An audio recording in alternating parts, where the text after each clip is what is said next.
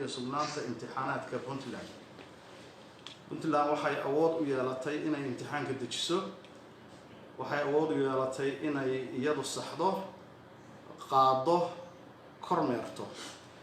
wasaaradda waxbarashadu waxay bixinaysay shahaadada dugsiyada dhexe iyo sare oo buuxiyay shuruudihii loo baahnaa. markaas kadib waxa wasaaraddu ay heshiis la gashay wasaaradda dowladda federaalka ah ee waxbarashada sanadkii 2015 bishiisii 12aad si dalku uu yeesho shahaado qaran oo midaysan lagana bixiyo magaalo madaxda dowladda Puntland ee Garowe. heshiisyadaas waa kuwo aanu halka ku hayno oo cad oo aan saxaafadda iyo bulshada Puntland iyo dhammaan Soomaali aan u soo bandhigayno. marxaladahaas kala duwan ee soo martay waxbarashada Puntland waxay fududeeyeen in la helo deeqo waxbarasho oo lagu bixiyo habka kala sarreynta natiijada imtixaanaadka ay qaadaysay dowladda Puntland. wasaaradda waxbarashada iyo tacliinta sare ee Puntland iyo wasaaradda waxbarashada hidaha iyo tacliinta sare ee dowladda federaalka waxay heshiis ku yihiin geedi socodka iyo dib u dhiska hanaanka federaaliga ah ee waxbarashada dalka iyada oo uu saldhig u yahay dastuurka ku meel gaarka ah ee dowladda federaalka ah iyo kan Puntland. waxaa ugu muhiimsanaa qodobada laga wada hadlay laguna heshiiyey imtixaanaadka. wasaaradda waxbarashada ee Puntland iyo wasaaradda waxbarashada dowladda federaalku waxay marar badan ku heshiiyeen u madax bannaanida dejinta, qaadista iyo sixidda imtixaanka Puntland sida ku cad heshiisyo dhowr ah oo ay wada galeen labada wasaaradood uuna ka mid yahay heshiiskii bishii 7aad sanadkii 2015 iyo heshiis kale oo ay wada galeen wasaaradda waxbarashada ee dowladda Puntland iyo wasaaradda waxbarashada ee dowladda federaalka ah oo isna ku isna taariikhdu soo ahayd ama ku mudaysnayd bishii 7aad 2017. qodobadaas waxaa ka mid ahaa in wasaaradda waxbarashada iyo tacliinta sare ee Puntland ay u madax bannaan tahay qaadista iyo maamulidda imtixaanka midaysan ee dowladda Puntland. waxaa kale oo qodob ahayd in wasaaradda waxbarashada federaalku ay talo, kormeer iyo taageero dhaqaale ay ku yeelato qaadista imtixaanka Puntland. waxaa ka mid ahaa in wasaaradda waxbarashada Puntland ay natiijada imtixaanka u gudbiso wasaaradda waxbarashada hidaha iyo tacliinta sare ee dowladda federaalka. waxaa ka mid ahaa in laga wada tashado sidii loo horumarin lahaa imtixaanka guud ahaan Soomaaliya. qodobada kale ee heshiiska laga gaadhay ee sanadaha faraha badan ee kala duwan lagu soo dhaqmiyay waxaa ka mid ahaa qodobka shahaadada. in la isku waafaqo bixinta shahaadada waa arrin muhiim ah si ardayda Soomaaliyeed meel walba ay joogaan ay u helaan caddaynta aqoontooda waana mid arday kasta oo Soomaaliyeed xaq u leeyahay inuu helo shahaadadiisa gobol kasta iyo degmo kasta iyo tuulo kasta oo uu joogo oo ka mid ah dalka Soomaaliya. haddaba labada wasaaradood ee wasaaradda waxbarashada dowladda Puntland iyo ta federaalku waxay ku heshiiyeen iyadoo la tix raacayo heshiisyadii ay kala saxeexdeen ee aan hore u soo sheegnay bishii 12aad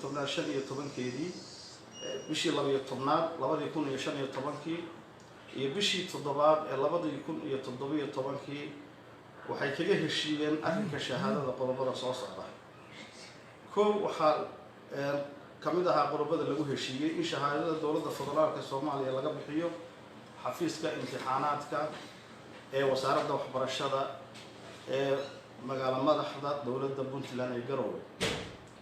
qodobka kale wuxuu ahaa in shahaadooyinka lagu wareejiyo xafiiska imtixaanaadka Puntland ay noqdaan shahaadooyin leh serial number ama tiro taxane ah meel ka bilaabmaysa meelna ku dhammaanaysa. qodobka kale ee ka mid ah waxyaabaha lagu heshiiyey waxaa ka mid ah in saxiixyada iyo shaambadaha shahaadadu u baahan tahay la geeyo xafiiska imtixaanaadka ee wasaaradda waxbarashada ee dowladda Puntland. waxaa ka mid ahaa waxyaabihii dheeraadka ah ee lagu heshiiyey bishii 7aad 2017 oo isla khuseeyay shahaadooyinka. in loo baahan yahay shahaado midaysan arday walba oo dhammaystay waxbarashada dugsiyada sare uu ka heli karo xarunta dhexe ee waxbarashada dowlad goboleedka uu joogo oo markaa laga hadlayay dowladda Puntland magaalo madaxdiisa Garowe. qodobada kale ee lagu heshiiyay waxaa ka mid ahaa in dowladda federaalku ay aqoonsato shahaadada dowladda Puntland. waxaa kale oo ku jirta in la horumariyo shahaado midaysan gaar ahaan xagga tayada naqshada sugnaanta iyo macluumaadka ay xambaarsan tahay shahaadadaas ay ahaato mid midaysan oo ay ku caddahay dowladda federaalka ee Soomaaliya isla markaana muujinaysa dowlad goboleedkii ay ka soo baxday sida Puntland. waxaa kale oo ka mid ahaa qodobadaas in lagu muujiyo goobta iyo dowlad goboleedka laga bixiyay sida Puntland shahaadadaas meesha laga bixiyay. waxaa kale oo ka mid ahaa in lagu daro shahaadada maadooyinka ka maqan sida Puntland waxaa waxbarashadeeda dheeraad ku ah oo la dhigaa siyaasadda iyo dowladnimada oo ah maado ka maqan South Central Soomaaliya. waxaa kale oo ka maqan cilmiga bulshada, cilmiga beeraha iyo cilmiga ganacsiga iyo maadooyin kale oo badan si loo buuxiyo. marka waxay ahayd heshiis in arrintaa iyada ahna laga heshiiyey. waxaa qodob u ahaa kale in loo fududeeyo helitaanka shahaadada ardayda iyadoo loogu adeegayo deegaanadooda ay joogaan. macnaheedu waxa weeyaan ardayga jooga Preda inuu shahaadadiisa waxbarashada ka helo magaalo madaxdiisa Garowe, ardayga jooga Raskamboni inuu ka helo Kismaayo, ardayga jooga Lowyacado inuu ka helo shahaadadiisa Hargeysa, ardayga jooga Rabbuure inuu ka helo magaalada Baydhabo, ardayga jooga magaalo kasta oo ka baxsan magaalo madaxdooda inuu ka helo magaalo madaxda gobolkiisa. arrinka saddexaad ee ay heshiiska ku ahaayeen sanadihii la soo dhaafay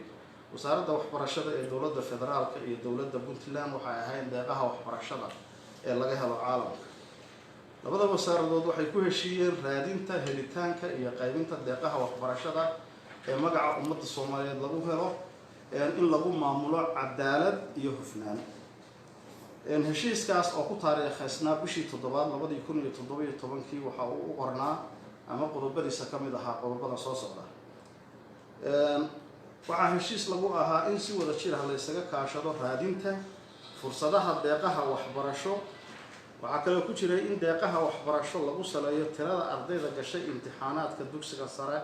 ee sanadkaas lagu jiro. waxaa ka mid ahayd in deeqaha waxbarasho ee Puntland ay gaarka u hesho ay wasaaradda waxbarashada ee federaalku ay taageerto aqoonsatana. waxaa ka mid ahaa in ardayda Puntland loo fududeeyo si ay u heli lahaayeen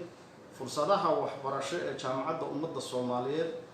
oo ku taalla Muqdisho isla markaana la furo furuuc ka mid ah jaamacaddaas oo laga furo Puntland. gunaadkii iyo gabagabadii sida ku cad dastuurka dowladda federaalka qodobkiisa 14 waxaa dowladda federaalka ay siinaysaa oo keliya awoodaha kooban oo ay ka mid yihiin arrimaha dibadda, difaaca qaranka, jinsiyadaha iyo socdaalka iyo siyaasadda lacagta. afartaas oo qodob oo keliya ayay si gaar ah ugu tagrifali kartaa ama ay u maamuli kartaa dowladda federaalka ee Soomaaliya. wixii ka soo hadhay intaas waa qodobo laga wada hadli karo. qodobada arrimaha bulshada dhammaantood waxaa iska leh dowladaha ka tirsan dowladaha federaalka ah ee dowladda federaalka ee Soomaaliya. sidoo kale dastuurka Puntland qodobkiisa 4 faqradii saddexaad waxay qeexaysaa in la dhammaystiro dastuurka federaalka ah oo Puntland wax ka ansixiyay oo Puntland ay wax ka ansixisay kadibna afti dadweyne lagu meel mariyo. Puntland waxay lahaanaysaa awoodda dowlad madax bannaan inta dastuurka ku meel gaarka ee Soomaaliya uu dhammaystirmayo afti dadweynena loo qaadi doono. sidaa daraaddeed dowladda Puntland waxay ku talinaysaa in si dhab ah loo ilaaliyo dhaqangelinta dastuurka iyo heshiisyadii horey loo wada galay si loo ilaaliyo midnimada iyo wadajirka ummadda Soomaaliyeed. qodobada iyo heshiisyada aan soo sheegnayna iyaga oo faahfaahsan dhammaantood waxaa laga heli karaa wasaaradaha waxbarashada ee dowladda Puntland iyo wasaaradda waxbarashada ee dowladda federaalka ah waxaanuna la wadaagi doonaa dhammaan warbaahinta dalka iyo ilaha kala duwan ee dadka iyo bulshadu ay wax ka akhristaan. waxaan rajaynaynaa shacabka Puntland warwarkii galay iyo wareerkii ay u geysatay hadalkii ka soo yeeray wasiirka dowladda federaalka ee waxbarashada oo runtii u muuqday mid mas'uuliyad darro ah u muuqday oo ka dhigayay Puntland dal ka gaar ah Soomaaliya. arrintaasi inay tahay arrin leh tixgelinteeda isla markaasna dowladda federaalka ah madaxdeeda waxaan faraynaa inay arrintaas wax ka qabtaan. halka kan waxaan ku haynaa heshiisyadii 2015 la galay bishii 12aad ee ku saabsanaa bixinta shahaadada dowladda Puntland oo ay saxeexday wasiiradii waxbarashada ee xilligaas dowladda federaalka ay joogtay. waxa kale oo aanu halkan ku haynaa heshiiskii la galay oo la saxeexay bishii Luulyo 2017 oo ay saxeexeen wasiirkii waxbarashada ee dowladda federaalka xilligaas oo ah xilliga dowladda hadda jirta maxamed cabdullaahi farmaajo xilligiisii wasiirkiisii hore ee waxbarashada cabdiraxmaan daahir cismaan oo heshiisyada inta ugu badan saxeexay iyo wasiirkii waxbarashada iyo tacliinta sare ee xilligaas joogay dowladda Puntland Abshir Aw Yuusuf. heshiisyadaasi waa heshiisyo dhammaystiran kuwa ka horeeyay oo la kala galay sanadihii 2014 iyo 2015 2009 ee dowladihii ka horeeyay dowladda federaalka ee hadda jirta xilliga ay meel gaarka ahayd dhammaantood waanu haynaa. shacabka Puntland waxaan u sheegaynaa inay ku kalsoonaadaan wasaaradooda waxbarashada iyo tacliinta sare ee Puntland. waxaanu u cadaynay inay jireen heshiisyo fara badan oo dowladda Puntland waxbarashada iyo federaalku ay hore u galeen. heshiisyadaas dhammaantood waxaa cad wasiirka waxbarashada hidaha ee tacliinta federaalka in aanu ama ogeyn ama uu iska indhatirayo ama uu burburinayo oo uu ka soo qaadayo waxba kama jiraan. waxaan leenahay heshiisyadii hore loo galay iyo dastuurka dowladda Soomaaliya dhammaantood in la tixgeliyo. aad iyo aad baad u mahadsantihiin. wassalaamu calaykum waraxmatullahi wabarakaatu. waa tahay wasiir wuu soo noqnoqday khilaafkani inta badan waxaa inoo muuqata iminka inaan la ismaraynin. maxaa u xala ardayda reer Puntland hadeerto oo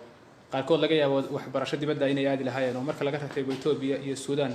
dalal badan oo kale Turkiga ka mid yahay Shiinaha ka mid yahay deeq waxbarasho ka heli jiray qaarkoodna iskood isaga bixin lahaa oo wali waxaan niman shahaadada darteeda. shahaadada dowladda Puntland may xanibin. shahaadada waxaa xanibay dowladda federaalka ee Soomaaliya oo madaxweynaha ka yahay maxamed cabdullaahi farmaajo. jawaabtii ku habboonaydna iyaga ayaa laga sugayaa inay bixiyaan si ardayda Soomaaliyeed ee reer Puntland ay u helaan deeqaha waxbarasho ee caalamka ka helaan ama si waalidiinta reer Puntland ay carruurtooda dibadaha u geystaan. waxaan u sheegaynaa in ay tahay cidda xanibtay ee joojisay dowladda federaalka ee Soomaaliya ma aha Puntland. hadda ka hor bay ahayd wasiir markii aad barayskan oo kala qabateen sheegteenna inaad ka sugaysaan jawaab welina jawaabtii ma haysaan. dowladda federaalka waxay ku adkaysanaysaa inaydan shahaado idiin hayn haddii aydan waxa ay ku sheegeen oo ugu yar inay imtixaankeena korjoogto ka noqdaan aydan ogolaan. mar walba ma waxaad ku jiraysaan dowladda federaalka baan waxaan ka sugaynaa jawaab. dowladda federaalka ah bishii September sanadkii la soo dhaafay 15 casho ayaa xubno ka mid ah golaha wasaaradda waxbarashada ee Puntland waxay u tageen Muqdisho 15 casho u joogeen sidii loo xalin lahaa arrintaas. meel baan isla keenay waxbaa lagu heshiiyey. wixii lagu heshiiyeyna waxaa muuqatay dowladda federaalka ee Soomaaliya inay ka baxday oo heshiiskaasi uu burburay. waxay ahayd wixii ay nooga baahnaayeen oo dhan inaan u gudbinay hadday ahaan lahayd daatada ama warbixinta ardayga oo dhammaystiran inay helaan imtixaanaadka inay helaan wixii baase iyo wixii dhacay inay helaan. sidaa darteed ay shahaadada ka daawacayaan magaalada Muqdisho kabacdi marka ardaydu ay processka ay ka bilowdo halkaas. heshiiskaygu halkaas uu ahaa. waxaa noo caddaatay muddo aan aad u fogeyn wasiirku inuu joojiyey heshiiskii aan Muqdisho aan isla gaadhay. ma jirta inay idinka codsadeen inay kormeer ku sameeyeen imtixaanka marka aad qaadaysaan idinku diyaarsanaya manhajkiina ay raacaysaan oo aad ka diideen? waxaan ku heshiinay bayba ahayd inay nala kormeeraan oo ay aanan u diidin kormeerkoomaanaan diidin inay kormeerka nagala qayb qaataan inay xataa dhaqaalaha nala bixiyaan in xataa marka imtixaanka aanu dejinayno ay xataa korjoogto noo soo diraan marka imtixaanka aanu qaybinayno ama la qaadayo xataa inay kormeer usoo diraan baa ka mid ah waxyaabaha aanu ku heshiinay oo ay hadda ka baxeen oo baabi'iyeen iyadoo aanu ognahay inaanay dastuuri ahayn waayo arrimaha bulshada ayay ka mid tahay waxbarashadu marka dowladda federaalka waxay leedahay oo keliya korjoogtaynta iyo ilaalinta curriculumka dalka laakiin dowladaha kamid ah dowladaha federaalka ayaa xuquuqdaas iska leh annagoo og ayaanu weliba u ogolaanay oo waxaanu ku niri diyaar baanu u nahay inaad noo timaadaan oo nala kormeertaan oo nala ogaataan sidaanu imtixaanka u dejinno sidaanu u qaadno sidaanu u saxno ilaa waxaanu isla gaadhnay xataa oo heshiisyadaa ka mid ahayd in hal maalin dalka oo dhan imtixaanka laga wada qaado hal maalin natiijada lagu wada dhawaaqo harmonisation wax la yidhahdo imtixaanada dalka oo dhan inay isu ekaadaan imtixaan midaysan suuragal ma aha in dalka laga qaado waayo dalku isku manhaj ma aha oo manhajka Soomaaliya mid degsan oo dalka oo dhan ku wada fidsan ama wada gaadhay ma aha anaga doodayada waxay imtixaan midaysan waxa la qaadi karaa oo kaliya marka manhajku uu midaysan yahay oo ardayda dalka oo dhan ay isku maadooyin wada qaadanayaan taas oo aan dhicin way ugu dambeyn dhankayga wasiir meel maroodiya ku direen caws baa ku dhintay baa la yiraahdaa iskhilaafkiina idinka wasaaradda waxbarashada ardayda reer Puntland baa u dhiban oo waxbarasho waadila ma tanaasuleysa idinku maxaa tanaasuli weydeen oo waxyaabaha wasaaraddaasi rabto aad ugu tanaasuli weydeen ardayda darteeda haddii aad daacad ka tihiin arrinka tanaasulku goormu iman karaa tanaasulku wuxuu iman karaa annagu kaliya waxaan leenahay dalka imtixaan midaysan weli lama gaadhay in la qaado ilaa manhajku uu ka midoobayo wax kasta oo kale oo ay rabaan loo ogolaan ta ay doonayaan waxa weeye in imtixaanka dalka Soomaaliya oo dhan Muqdisho laga dejiyo talada dhan ee Muqdisho ka soo baxdo waxay soo wadaan maaragtay unitary systemkii mar dhow waxaa imanaysa in la yidhahdo taysaraha baabuurta iyo maxaa la yidhahdaa kaarta dinaashitada ama birth certificate warqada dhalashada iyo driver license iyo wixii la mid ah Muqdisho loo doonto waa mar dhow soo socota marka waxa weeyaan tan waa xuquuq ay leedahay dowlad goboleed kasta uu xaq u leeyahay ma aha imtixaan iyo waxa rabaan imtixaan midaysan in la galo imtixaan midaysan lama wada gali karo ilaa manhajka dalka laga midayo oo uu noqdo mid midaysan oo isku su'aalo isku wada mid dalka oo dhan laga wada qaadi karo macallinka adiga ku dhigay iyo macallinka ninka kan u dhigay iyo macallinka kan u dhigay waa inay hal buug wada isticmaalayaan hal si wax wada dhigayaan hal si la og yahay waxa ay dhigeen warba kama hayaan waxaan barno ardayda Puntland joogta haday dowladda federaalka ogaan lahayd waxa anaga dalkan dowladda ardayda Puntland aan barno waa soo dhaweynay laakiin maba oga waxaan barno waa u sheegnay maadooyin fara badan oo idinku aydan dhigin baa ka maqan idinka lama midayn karo marka aan ka shaqeyno in imtixaanku la mideeyo aan ka shaqeyno xataa in la sameeyo boardkii la oran jiray maaragtay boardka imtixaanaadka oo ka madax bannaan wasaaradda aan sameynaba xataa soo jeedinay marka waxa weeyaan diidmo kasta waxay ku timaadaa arrin siyaasadaysan oo dhinaca dowladda federaalka nooga timaada annaga kaliya aragtida iyadu waxay ahayd xilliga kan imtixaan midaysan lama wada qaadi karo annaga weliba federalismkii iyo federal systemkii xataa aad moodid inaanu anagu xataa ku talax tegaynay oo ay naga tahay bal federaalkana ilaaliya dowladduna door ha qaadato inay frameka guud maaragtay waxbarashada dalka ay ilaalinayso marka waxa weeyaan tanaasul xagee ka keenaa halkee ka imanaya macallimiinta ka dhigta Jubbaland hadday Muqdisho hadday imanayaan Garowe oo ay arkayaan sida wax loo dhigay inay ka duwan tahay sidii iyagu ay wax u dhigi jireen isku imtixaan meel qaadi kara macquul maaha suuragalna maaha inta laga midaynayo manhajka dalka weligeed ma suuragelayso in imtixaan midaysan la qaado ugu dambeyntii ardayda Puntland ee 15 kun dhan ee imtixaanka ka soo gudbay idinkana sugaya shahaado wasaaradahan waxa u sheegaysaan maanta waxaan u sheegaynaa shahaadadoodii waxaa hortaagan dowladda federaalka ee Soomaaliya maaha Puntland waxa hortaagani Maxamed Cabdullaahi Farmaajo baa la weydiinayaa sababta uu qayb kamid ah ardayda Soomaaliyeed ee dalka uu ugu diiday in shahaadadii uu ka hor istaago xaq bay leeyihiin 12 sanadood bay soo socdeen xaq bay leeyihiin in ay helaan shahaado federaal ah ta Puntland annaga diyaar baan u inaanu siino waana siinaa laakiin waxa loo diidan yahay in dalka kan ardayda Puntland ay hesho shahaadadoodii waa arrin siyaasadaysan oo uu mas'uuliyadeeda qaadayo Maxamed Cabdullaahi Farmaajo waa tahay saxaabta wasiir ugu dambeyntii